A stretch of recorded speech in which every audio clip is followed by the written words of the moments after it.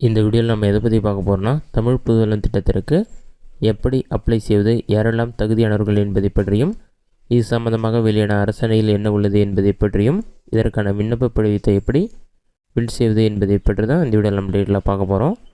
இதுதான் பார்த்திங்கன்னா தமிழ் புதுவெள்ளம் திட்டம் குறித்து வெளியான முக்கிய அரசாணை. இதிலே பார்த்திங்கன்னா சமூக நலன் மற்றும் மகளிர் உரிமைத்துறைன்னு சொல்லி மென்ஷன் பண்ணிட்டு 2024-2025 நிதியாண்டில் 6ஆம் வகுப்பு முதல் 12ஆம் வகுப்பு வரை அரசு பள்ளிகளில் பயின்று மற்றும் அரசு உதவி பெறும் பள்ளிகளில் தமிழ் வழியில் பயின்ற உயர்கல்வி பயிலும் மாணவர்களுக்கு புதுமை பெண் திட்டம் போன்று மாதந்தோறும் ரூபாய் 1000 உதவித்தொகை வழங்கும் தமிழ் புதல்வன் திட்டம் செயல்படுத்துதல் சம்பந்தமான அரசாணைன்னு சொல்லி மென்ஷன் பண்ணியிருக்காங்க.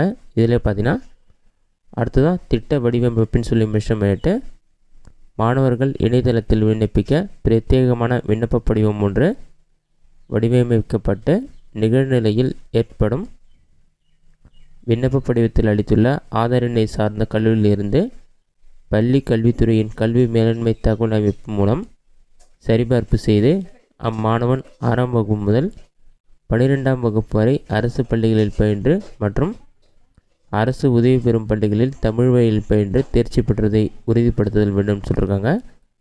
அதனை உறுதிப்படுத்திய பின்பு உயர்கல்வித்துறைக்கு மேல் அனுப்பப்பட வேண்டும். பின்னர் விண்ணப்பிக்கும் மாணவர்களுக்கு தனிப்பட்ட எண் உருவாக்கி மாணவரால் பதிவு செய்யப்பட்ட அலைபேசிக்கு குறுஞ்செய்தி அனுப்பப்படும்.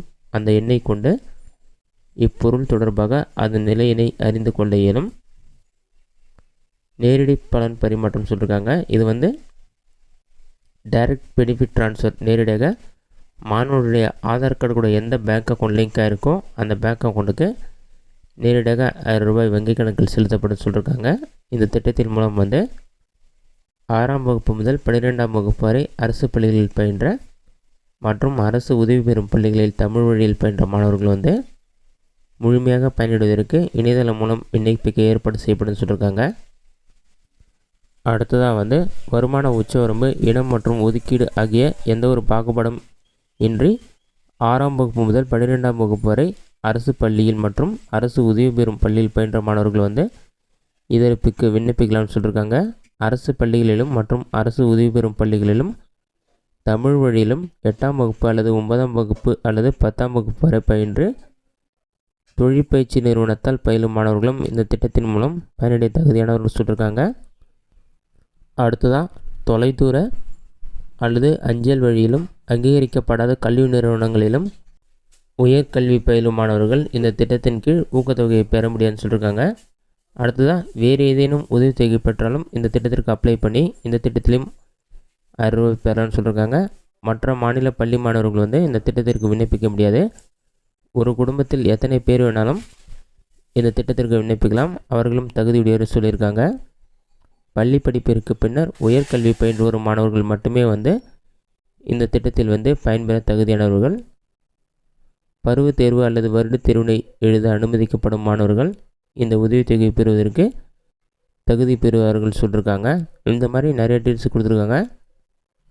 அடுத்ததாக இந்த திட்டத்திற்கான விண்ணப்ப படிவத்தை எப்படி பூர்த்தி செய்வது, அதற்கான ப்ரொசீஜர் என்ன என்பதை பற்றி பார்க்கலாம். இதுதான் ஃபார்மேட். இதே புதுமை பெண் அல்லது தமிழ் புதுவெள்ள திட்ட விண்ணப்ப படிவம்னு சொல்லி மென்ஷன் பண்ணியிருக்காங்க.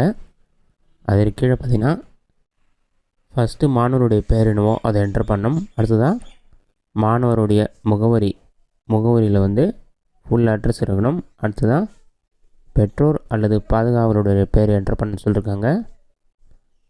அதுக்கு அடுத்ததாக மாணவருடைய பிறந்த தேதி, அவங்களுடைய பாலினம் ஆணுன்னு சொல்லி டிக் பண்ணிக்கோங்க. நெக்ஸ்ட்டு தொலைபேசி எண், அடுத்ததாக மின்னஞ்சல் முகவரி, இமெயில் ஐடி ரெண்டுமே சமீபத்தில் எது நீங்கள் வச்சுருக்கீங்களோ அந்த மொபைல் நம்பர் மற்றும் இமெயில் ஐடி என்டர் பண்ணிங்க. நெக்ஸ்ட்டு மாணவர் 6ஆம் வகுப்பு முதல் 12ஆம் வகுப்பு வரை அரசு பள்ளியில் பயின்றான்னு கேட்டிருப்பாங்க. ஆம்னா அதை என்டர் பண்ணி பள்ளியுடைய பெயர் என்டர் பண்ணணும். அப்படின்னா இதிலே 3 ஆப்ஷன் கொடுத்துருப்பாங்க. ஆர்டி மூலமாக 6ஆம் வகுப்புலேருந்து 12ஆம் வகுப்பு வரை படிச்சிருக்காருன்னு கேட்டிருப்பாங்க. அது ஆம்னா ஆம்னு என்டர் பண்ணுங்கள், இல்லைனா இல்லை கொடுத்துட்டு ஆமாம் இருந்தால் அந்த பள்ளியுடைய பெயர் கேட்டிருப்பாங்க. அப்படி இல்லைன்னா 6 முதல் 12ஆம் வகுப்பு வரை அரசு உதவி பெறும் பள்ளியில் தமிழ் வழியில் பயின்றவரான்னு கேட்டிருப்பாங்க. அது ஆமாம் ஆம் டிக் பண்ணிக்கோங்க. அப்படி இருந்தால் அந்த பள்ளியுடைய பேரை என்டர் பண்ண சொல்லியிருப்பாங்க. இல்லைன்னா இல்லை ஆப்ஷன் டிக் பண்ணிக்கோங்க. அடுத்ததாக மாணவர் படிக்க விரும்பும் மேற்படிப்புடைய பேர் என்னன்னு சொல்லி கேட்டிருப்பாங்க. அது என்னவோ அதை என்டர் பண்ணிக்கங்க. மேற்படிப்பிற்காக சேரவிருக்கும் கல்லூரியுடைய பேர் கேட்டிருப்பாங்க. அந்த கல்லூரியுடைய பேர் என்னவோ அதையும் கரெக்டாக என்டர் பண்ணிக்கோங்க. அடுத்ததான் அலுவலக உபயோகத்திற்காகன்னு சொல்லி மென்ஷன் பண்ணிவிட்டு மாணவருடைய ஆதார் எண் கேட்டிருப்பாங்க. ஆதார் எண் என்டர் பண்ணிக்கோங்க. ஆதாருடன் இணைக்கப்பட்ட வங்கி கணக்கு புத்தக விவரம் கேட்டிருப்பாங்க. அதாவது வங்கியுடைய பெயர், வங்கியுடைய ஐஎஃப்எஸ்சி கோட், வங்கியுடைய கிளை எண், கிளையுடைய பெயர் எல்லாமே என்டர் பண்ணிவிட்டு மாணவ மாணவியர் கையொப்பமிட்டுட்டு கல்வி நிறுவனத்தில் வந்து சப்மிட் பண்ணுற மாதிரி இருக்கும். இதுதான் தமிழ் புதுவெளியின் திட்டம் குறித்து வெளியான முக்கிய அறிவிப்பு மற்றும் அப்ளிகேஷன் ஃபார்ம் ஃபில் பண்ணுறதுக்கான மெத்தட். இந்த வீடியோ உங்களுக்கு யூஸ் பண்ணிக்கிறேன். இந்த வீடியோ பிடிச்சதை லைக் பண்ணுங்கள். வேறு ஏதாச்சும் டவுட் இருந்தால் கமெண்ட் பாக்ஸில் கமெண்ட் பண்ணுங்கள்.